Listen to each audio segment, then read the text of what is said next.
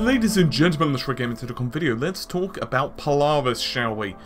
With a lot of focus on Pascal, AMD are obviously fairly keen to mitigate all of this with announcements of Polaris, and supposedly we're going to see an event taking place between the 26th and end of May, which will be the official unveiling of the Polaris architecture and potentially the launch of the cards. Whether that's a soft launch or a hard launch, we'll get more into that in just a moment, is unknown.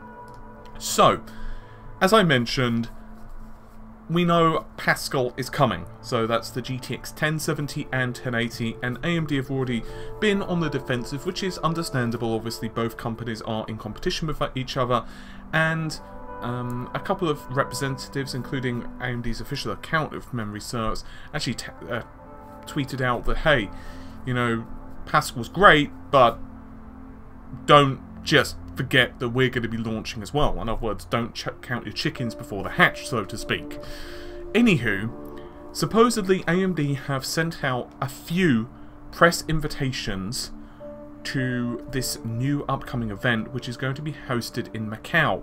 The event does not, at least to my knowledge, have an official name attached to it yet, but supposedly it's going to take place between the 26th and the 31st of May, and we should see, as I said, the official full unveiling of the Radeon 400 series. So, what does all of this mean for you and I? Well, it means that we finally get a bloody understanding what the hell both companies have been doing. So, let's just get everyone up to speed quickly with Polaris, because I know there's been an awful lot of news and an awful lot of announcements over the past, well, let's say year. So let's just get into it. So supposedly Polaris 10 will be aimed at the mainstream desktop and high-end gaming notebook markets. Theoretically speaking, that doesn't necessarily mean that the GPU is going to be low-end or equivalently underpowered, because from what AMD have said, and you have to kind of read through some marketing speak, the GPUs, which are going to be mid-range, are going to still be very powerful. And in fact, mid-range is still going to be faster than the R9 390X or equivalent by quite a considerable margin. Back at Capsaicon 2016, there was a very short demo held which showed off Hitman running a DirectX 12 at 1440p, and it was maintaining a steady 60 frames per second. Now, to put that into context, that's awfully like Fury X. I mean, look at the performance required, GPU performance required to run that. And I did speak to Robert Hallock over at AMD during an interview, and he confirmed this. He said, this is Polaris. What this essentially means is that AMD are not going to be just happy with how things are. They're basically going to be, well, to be honest with you, nuking the status quo.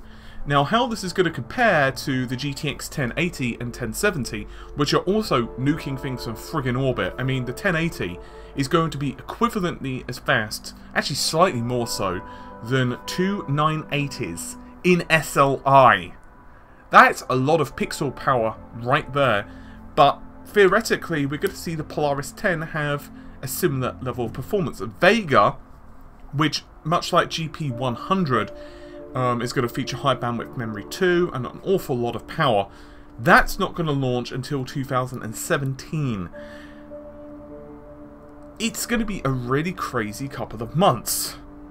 Primarily this is all down to the fact that we want to see the reduction of price or barrier to entry when it comes to virtual reality. So let's say the R9 390, let's take that.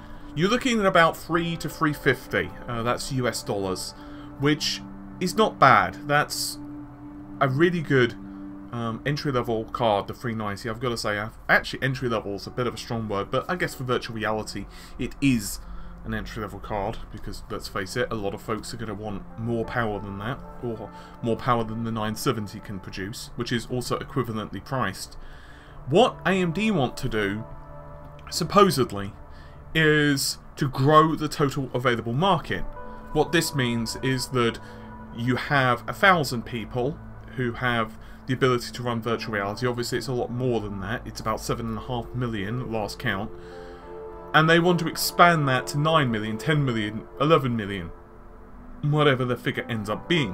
The reason behind that, of course, is it's good for everyone. It's good for AMD, it's good for Nvidia, it's good for games developers, and it's good for virtual reality, and of course that means it's really good for us as gamers, because if you have more folks who can run, let's say, virtual reality exclusive titles, or at least titles which are aiming towards virtual reality, it means that games developers are not scared to put more money behind those games because they know that they're going to be able to recoup their money. Pretty obvious stuff, basic marketing, don't you know? So the best thing that they can do is to reduce the cost, the barrier for entry, to be able to run games equivalently on their hardware. So in which case, you can theoretically assume that we're going to see a pretty darn impressive improvement for Polaris. I would imagine we should see roughly performance per watt improvements of Pascal. That's been pretty much touted, and AMD are saying so in their marketing literature. So we should see an awful lot of performance, an awful lot of power, and I for one am really freaking looking forward to it. I really am. I mean, I think that as gamers,